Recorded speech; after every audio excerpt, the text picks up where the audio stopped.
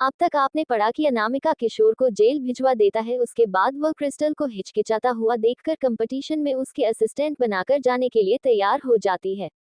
अब आगे काम के लिए अनामिका ने पहले देवांश को मैसेज कर दिया कि वह उसे लेना ना आए, और उसके बाद उसने अपनी मॉम को कॉल करके कहा मैं आज डिनर पर नहीं आ पाऊंगी और शायद कुछ दिनों के लिए घर लेट भी आऊंगी। कोई बड़ी बात नहीं है, जाओ और तुम और देवांश एंजॉय करो, मैं समझ सकती हूँ। सीता जी को लगा कि वह लोग कुछ वक्त अकेले बिताना चाहते हैं, इसलिए अनामिका ऐसा कह रही है। ये काम से रिलेटेड है मोम। अनामिका की यह बात सुनते ही सीता जी ने सोचा काम से रिलेटेड, अभी भी उसका काम खत्म नहीं हुआ है। अपनी बेटी को कम के लिए इतना डेडिकेटेड देखकर वह हंसते हुए बोली अपने आप को काम के चक्कर में परेशान मत करना, खाना टाइम पर खा लेना और अगर ना हो पाए तो मुझे बता देना, मैं खाना लेकर आ जाऊंगी। श्योर, अनामिका ने जेटली जवाब दिया, जहां तक मुझे अंदाजा है मैं कुछ और दिनों तक बिजी रहने वाली हूं और एक कंपटीशन भी है जिसे मुझे अटेंड करना है। ये सुनकर सीता जी ने उसे खाने पीने को लेकर बहुत से हिदायत दे दी और थोड़ी देर बात करके कॉल कट कर दिया। कॉल कट होते ही उनका फोन फिर से बाज और इस बार अपने बेटे का फोन देखकर उन्होंने तुरंत उठाया और बोला बहुत वक्त हो गया तुम्हें कॉल किए हुए, कब आ रहे हो तुम? मैंने तुमसे कहा था कि घर आओ और अपनी बहन से मिल लो, कितने दिन हो गए हैं उसे बात को, क्या तुम मुझे फिर से गुस्सा दिलाने की कोशिश कर रहे हो? सीता जी उस पर और चिल्लाने ही वाली थी तभी उन्होंने अपनी बेटी की आवाज सुनी, मैं आज रात वापस आ रहा हूँ घर। सीता जी हैरान हो गई, बोली आज रात? ये तो वह काफी अचानक है। हाँ मैं घर आ रहा हूँ डिनर के लिए। हर्षित ओबरॉय जिसने रास्ते में ही अपनी खुई बहन के लिए सारे गिफ्ट तैयार कर लिए थे और वह रास्ते में ही था, उसने अपने असिस्टेंट अमर को कहा जल्दी से गाड़ी तेज करो। ये सुनते ही फोन की तरफ से सीता जी तुरंत बोली कोई जल्दी नहीं है, पहले सेफ्टी जरूरी है, आराम से आओ। बहुत अच्छी बात है, उनका बेटा हर्षित वापस आ रहा है। कॉल कट होने के बाद उन्होंने सेफ से कहकर और डिसेज तैयार करवाना शुरू कर दी। वही जब नताशा ने सुना कि उसका भाई वापस आ रहा है तो वह बहुत खुश हो गई। वह काफी देर तक घर के बड़े दूसरे दरवाजे पर इंतजार करते रही। फाइनली उसने अमर और हर्षित को मेशन के अंदर जाते हुए देखा। अमर ने बाहर आकर पहले हर्षित के लिए दरवाजा खोला। अपने सामने अपने लंबे हैंडसम बड़े भाई को आते हुए देखकर नताशा एक्साइटेड होकर चिल्लाई भाई। उसकी आवाज सुनकर हर्षित एक्सप्रेशन थोड़े सॉफ्ट हो गए। आफ्टर ऑल वह लोग एक साथ बड़े हुए थे। अनामिका के आने से पहले वह लोग नताशा को एक लिटिल प्रिंसेस की तरह ट्रीट करते थे, उनके बीच का रिश्ता काफी गहरा था। आप फाइनली वापस आ गए, मुझे आपकी बहुत याद आई। नताशा बहुत खुश थी, उसने पूछा क्या आप हमेशा एब्रॉड रहोगे, आप घर नहीं आओगे? क्या आप इस बार थोड़े ज्यादा वक्त रुकने वाले हो हमारे साथ? उसकी बातें सुनकर हर्षित का चेहरा सॉफ्ट हो गया और उसने कहा जरूर। ऑसम। नताशा अपने भाइयों के सबसे ज्यादा करीब थी, उसने सबसे पहले हर्षित का हाथ पकड़ लिया और बोली हमारे घर पर हाल फिलहाल में हमारी एक नई बहन भी आई है और अब जब आप वापस आ गए हो तो घर पूरी तरह से खुशी से भर जाएगा, मुझे और खुशी होगी। हर्षित ने अपना हाथ देखा और जेटली पीछे खींचते हुए कहा तुम अब बड़ी हो गई हो, तुम्हें अब मेच्योर तरीके से बिहेव करना चाहिए। उसे कभी किसी का टच पसंद नहीं आता था, नताशा से कोई फर्क नहीं पड़ा और बल्कि उसने जेटली उसे दूर किया। नताशा बहुत अच्छे से जानती थी कि उसके जगह कोई और होता जिसे उसके हाथ पकड़ने की कोशिश की होती तो पक्का वह मर जाता। उसका भाई उसे बहुत ही स्पेशल ट्रीटमेंट देता है। हमारी नई बहन कैसी है? हर्षित ने सॉफ्टली पूछा। ये सुनकर नताशा का चेहरा तुरंत चेंज हो गया और वह बोली अच्छी है, बहुत अच्छी है, बिल्कुल आपकी तरह एकदम स्ट्रांग पर्सनैलिटी वाली। वह जानबूझकर इधर उधर नजरें हटा रही थी, जैसे वह कुछ छुपाने की कोशिश कर रही हो। उसके बिहेवियर ने नेचुरली हर्षित का ध्यान अपने ऊपर खींच लिया और उसके मन में ऐसी बात आई कि शायद उसकी नई बहन ज्यादा घुलती मिलती नहीं है। ऑलराइट, और कुछ बताओ मुझे। हर्षित उसके साथ साथ मिशन में जाने लगा। रास्ते में नताशा ने ऐसे एक्सप्रेशन बनाए जैसे वह कुछ बोलना चाहती थी मगर हिचकिची रही थी। उसने जानबूझकर अपने आंखों में थोड़ा डर और एंजाइटी दिखाई, जैसे उसे अनामिका से काफी डर लगता हो, और हिचकिचाते हुए बोली अगर अब मैं क्या कहूँ, आपको जल्दी ही पता चल जाएगा। ये सुनकर हर्षित की आंखें थोड़ी सी डिम हो गई, यह सोचकर कि शायद उसकी नई बहन नताशा को थोड़ा सा परेशान करती है। डिनर टेबल पर हर तरह का खाना सजाई हुआ था। हर्षित तुम कितने वक्त से घर नहीं है, अपने डैड के साथ बैठकर ड्रिंक करो। श्रवण जी ने वाइन की गिलास हर्षित की तरफ की और नताशा की तरफ देकर बोले नताशा तुम अभी यंग हो, तुम जूस पियो। जब नताशा ने देखा कि यह क्यूट बनने का मौका है तो वह बोली मुझे भी बड़े भाई के साथ ड्रिंक करना है। गुड गर्ल बनाकर बड़े होने तक इंतजार करो। श्रवण जी ने अपने लिए एक और ग्लास भरा और खुश होकर अपने बेटे से पूछा वैसे एब्रॉड में काम कैसा चल रहा है? सब कुछ ठीक है। हर्षित पिछले कई महीनों से एब्रॉड में बिजी था, वहां पर बहुत सारे इश्यूज हो गए थे जिन्हें सॉल्व करना जरूरी हो गया था और फाइनली उसके पास अब सांस लेने की फुर्सत थी। उसने आसपास नजर घुमाई, तब उसे एहसास हुआ कि टेबल पर सिर्फ 4 लोगों के लिए प्लेट लगाई गई है। उसके पेरेंट्स के अलावा सिर्फ उसके लिए और नताशा के लिए। उसकी नई बहन कहाँ है? तभी सीता जी ने उसकी नजरें नोटिस कर ली और बोली, उन्होंने कॉल किया था। उसने कहा कि उसका कुछ काम है। काम? हर्षित थोड़ा सा हैरान हो गया। उसकी बहन तो सिर्फ 18 साल की है, वह कौन सा काम कर रही है? शायद तुम्हें नहीं पता होगा, मगर तुम्हारी बहन अभी हमारी फैशन कंपनी को मैनेज कर रही है। तुमने हेडक्वार्टर के जरिए उसकी अचीवमेंट के बारे में तो सुना ही होगा। श्रवण जी खुश होकर बोले और अपने क्लास से ड्रिंक करते हुए उन्होंने कहा, किसने सोचा था कि तुम्हारी बहन में भी हमारी तरह इम्प्रेसिव बिजनेस स्किल्स होगी। उसने चार्ज लेने की कुछ दिनों के अंदर इतनी सारी प्रॉब्लम्स पकड़ ली और इन सब के पीछे जो मैं कल्परित था उसे भी पकड़कर जेल में डलवा दिया। किशोर के बारे में सोचकर श्रवण जी को हमेशा बुरा लगता। उनकी बात सुनकर हर्षित को भी आसपास में दिनों में जो एक्टिविटीज हुई थी वह याद आई और उसने नाम लिया। अनामिका। अनामिका ओबरॉय तुम्हारी बहन? श्रवण जी के मुंह से बहन सुनकर नताशा ने अपने लिप्स बाइट कर लिया और अपने भाई के प्लेट में खाना रखते हुए कहा, भाई आपका फेवरेट मीट खाए। थैंक्स। हर्षित हमेशा ही दूसरों लोगों के साथ ठंड ने बिहेव करता था, लेकिन अपनी फैमिली के लिए वह बिल्कुल सॉफ्ट हार्टेड था। नताशा काफी अच्छा फील कर रही थी। अच्छा है कि अनामिका को नहीं पता कि उसका भाई आया हुआ है और वह उसके साथ वक्त बताने की जगह काम कर रही है, और वह अपने पेरेंट्स और भाई को इस तरह खाना सर्व करती रही जिससे आसपास का एटमॉस्फेयर काफी वार्म हो गया था। वही जब हर्षित को पता चला कि हाल फिलहाल में उनकी फैशन कंपनी को जो लड़की मैनेज कर रही है वह उसकी खुद की बहन है, तो उसकी नजरा डिप हो गई और वह थोड़ा पैनिक फील करने लगा, क्योंकि उसने सुना था कि जो नया कलेक्शन कल लॉन्च होने वाला है उसकी सारी जिम्मेदारी अब अनामिका के ऊपर है। वह आज डिनर के लिए घर नहीं आई, वह पक्का कल की तैयारी करने में बिजी होगी। भले ही वह अभी तक अपनी बहन से नहीं मिला था और ना ही जानता था कि वह किस तरह के इंसान है, लेकिन उसका टैलेंट, डिसीजन मेकिंग स्किल्स और इतनी यंग एज में इतना एम्बिशियस होने की वजह से वह ऑलरेडी इम्प्रेस हो चुका था।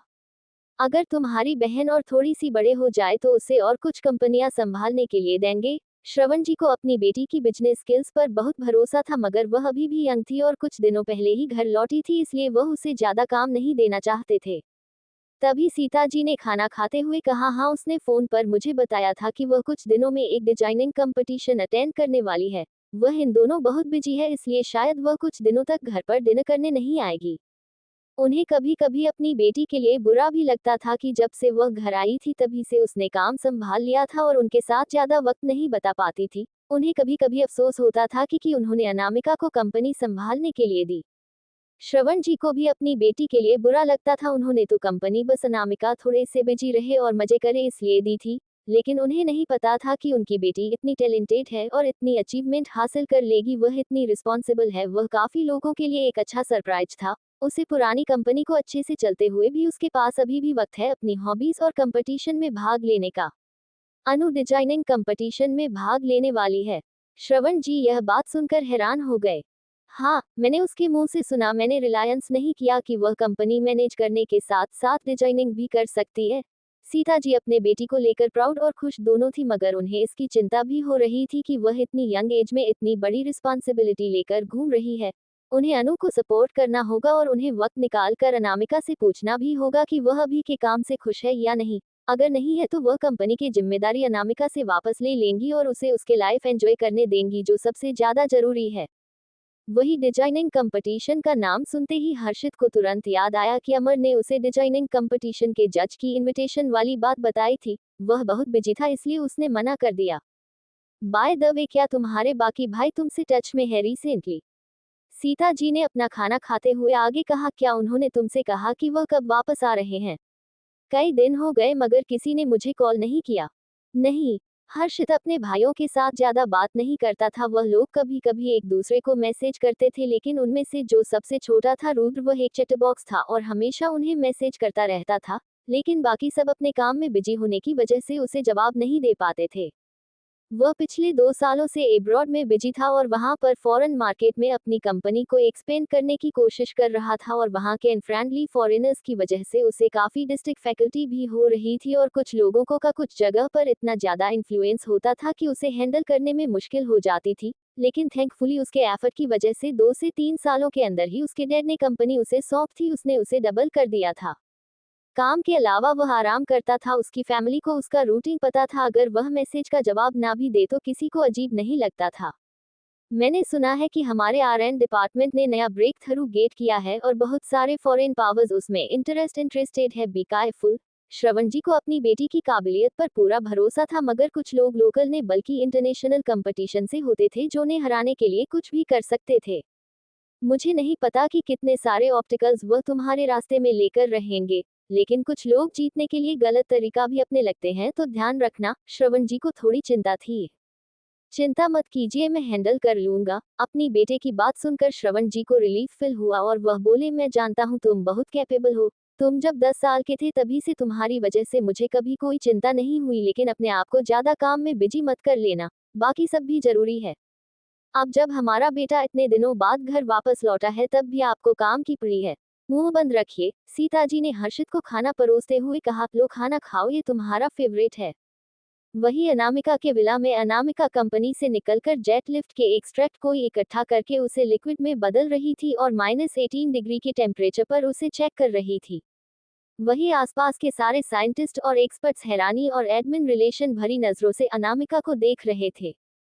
हम फाइनली सक्सीड हो गए। मैम आप अमेजिंग है, आपने इतने कम वक्त में अपने जेट लिफ्ट के सारे एक्सट्रैक्ट को हाई प्रायोरिटी के साथ कलेक्ट कर लिया है। मैम सचमुच इम्प्रेस हो गया, हम बिना सक्सेस के इतने दिनों से ट्राई कर रहे थे, लेकिन एक बार मैम आ गई तो सारी प्रॉब्लम सॉल्व हो जाती है। अब हम फाइनली आराम कर सकते हैं। मगर वहां पर और भी हाउस से एक बार वह कंबाइन हो जाए, तब जाकर हम इस आल्सो विलन के ब्रेन पर असर को मैक्सिमाइज कर पाएंगे।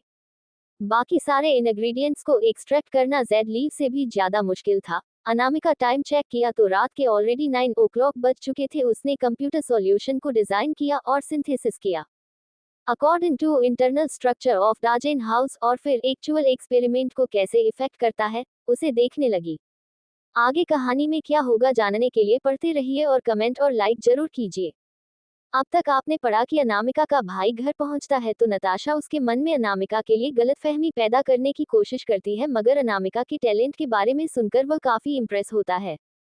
अब आगे। दिन के बाद हर्षित सोफे पर बैठकर अपना काम कर रहा था और बीच बीच में दरवाजे की तरफ देख लेता, इस उम्मीद से कि शायद उसकी बहन आ जाए। तभी उस वक्त नताशा प्लेट में फ्रूट से लेकर स्वीट से स्माइल के साथ वहां पहुंची। भाई देखिए, मैंने एप्पल्स को कितनी क्यूट शॉप में कटा है, अच्छा लग रहा है ना। उसके चेहरे पर मासूमियत वाली मुस्कुराहट थी। मैंने देखिए इन्हें बड्स के शॉप में काटा है और स्ट्रॉबेरी को कितना क्यूट शॉप दिया है, लेकिन कितने अच्छे लग रहे हैं। नताशा ने जानबूझकर प्लेट में फ्रूट्स की तरफ अपनी कटी हुई उंगली से इशारा किया, जिससे हर्षित का ध्यान उसे पर चला गया और उसने पूछा, तुम्हें चोट लग गई है। ये देखते ही उसमें तुरंत उसके हाथ से प्लेट लिया और सर्वेंट से कहा, जल्दी से फर्स्ट एड किट लेकर आओ।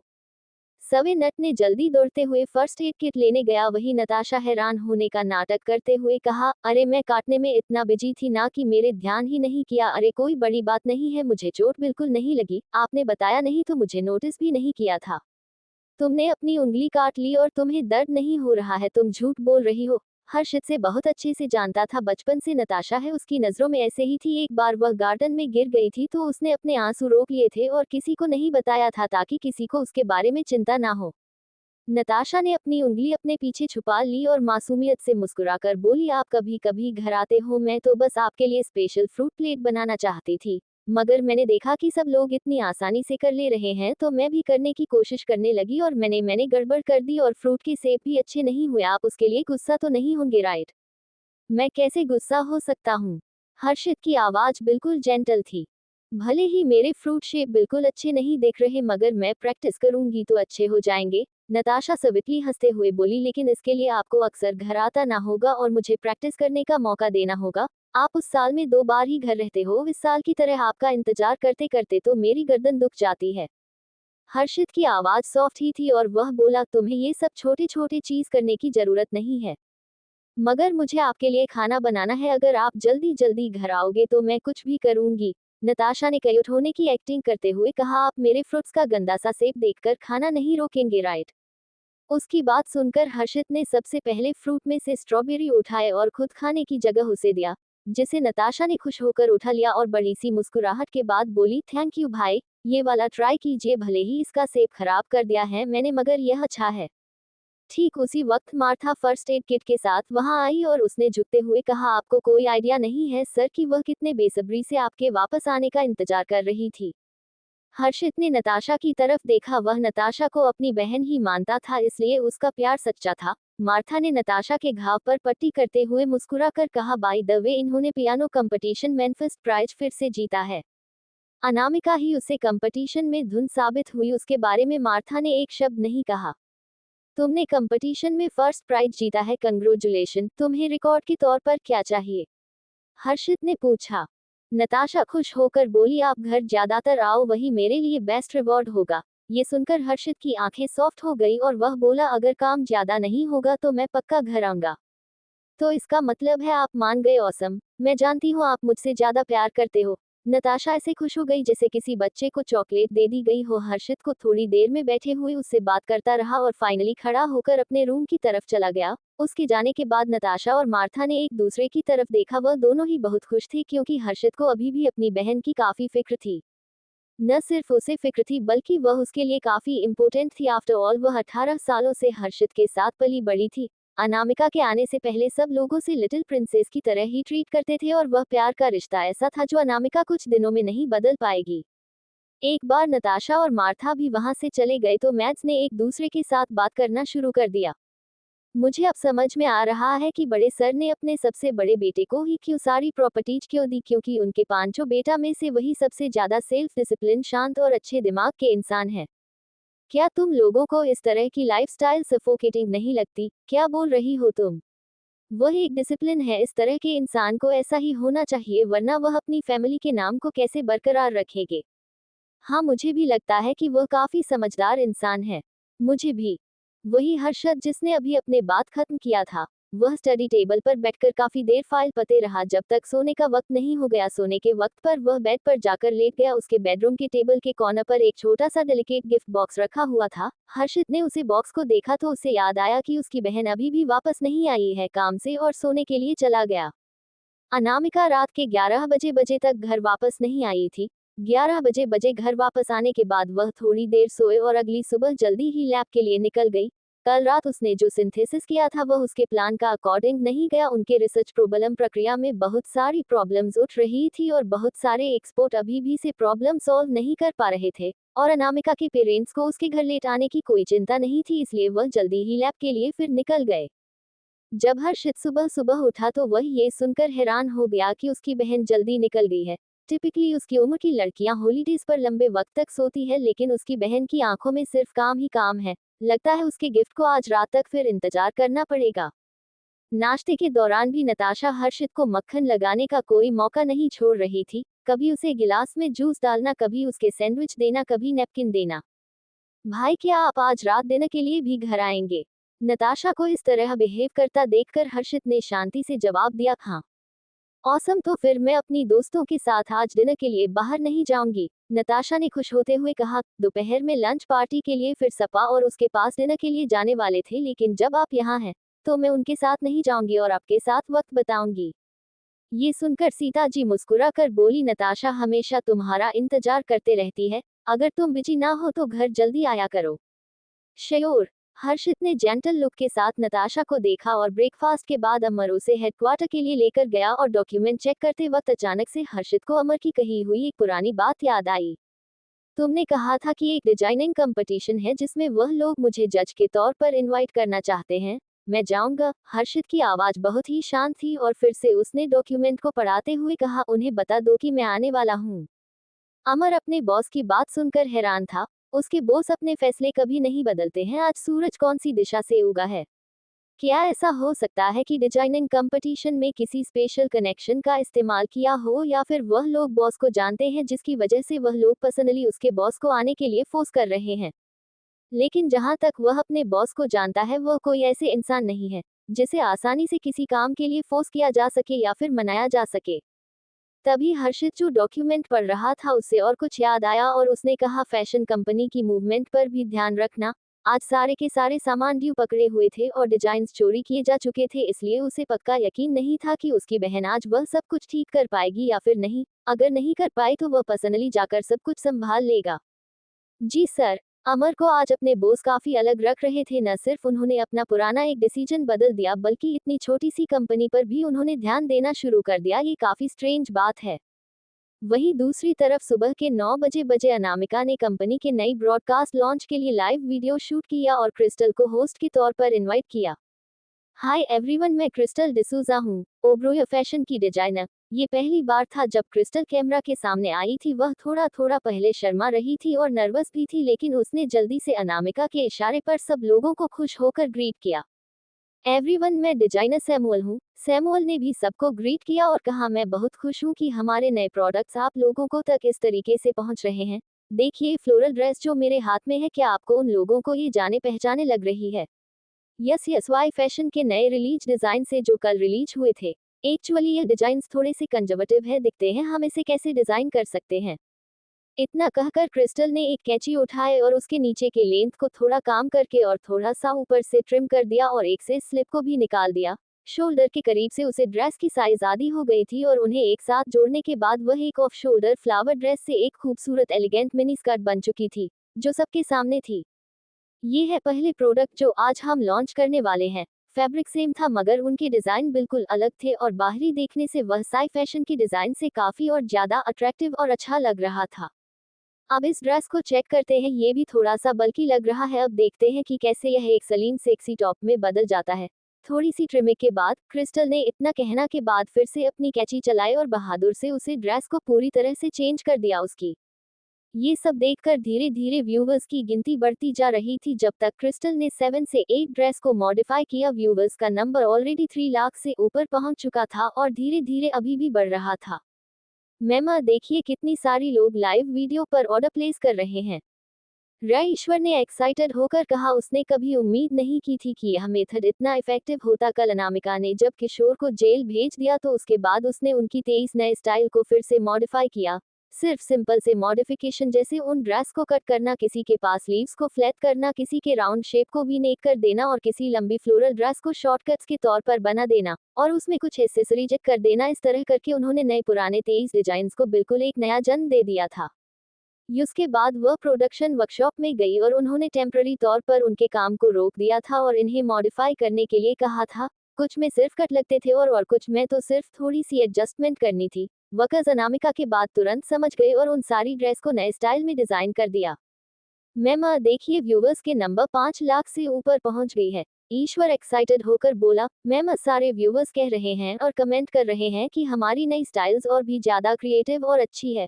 उन्होंने सारे साई फैशन के ऑर्डर्स को कैंसिल कर दिया है और हमारे कपड़े खरीद रहे हैं। और वहीं दूसरी तरफ साई फैशन की सीईओ मोनिका बहुत गुस्से में थी और उसने तुरंत एक इमरजेंसी मीटिंग बुलाई और सारे एग्जीक्यूटिव गुस्से में पागल हो रहे थे। ये सबसे घटिया हरकत है। ओबरॉय फैशन हमारे नई स्टाइल्स को मॉडिफाई कर रहा है लाइव स्ट्रीम पर। क्या वह लोग हमारे डिजाइन्स का मजाक उड़ा रहे हैं? मैम देखिए उनके व्यूवर्स का नंबर 7 लाख पहुंच चुका है। अगर इसी तरह चलता रहा तो वह लोग जल्दी ही करोड़ों व्यूवर्स के साथ अपना ऑर्डर कंप्लीट कर लेंगे। मैन इम्पॉर्टेंट यह है कि फैब्रिक से है मगर वह लोग स्टाइल बिल्कुल बदल रहे हैं दे रहे हैं, इसलिए हम उन्हें हमारे डिजाइन कॉपी करने का इल्जाम भी नहीं लगा सकते। और उसके अलावा सबसे बुरी बात यह है कि उनके डिजाइन हमसे भी सस्ते हैं। अब तक हमारे 12,000 ऑर्डर कैंसिल हो चुके हैं। अगर इसी तरह चलता रहा तो इस बार हमें बहुत बड़ा नुकसान होगा। इस डिजाइनर क्रिस्टल में इतना क्या स्पेशल है? वह थोड़े से मॉडिफिकेशन करके इतना स्टनिंग स्टाइल कैसे डेवलप कर सकती है? वह लोग यह नहीं जानते थे कि मोनिका और जय ने पीछे से क्रिस्टल के ही डिजाइन्स चुरा कर बेचे हैं। वह बस यही सोच रहे थे कि वह सारे के सारे जय के नए स्टाइल से जो उसने बनाए थे, इसलिए वह इतने गुस्से में थे और उन्हें ऐसा लग रहा था कि ओबरॉय कॉरपोरेशन ने इस बार लाइन क्रॉस कर दी है।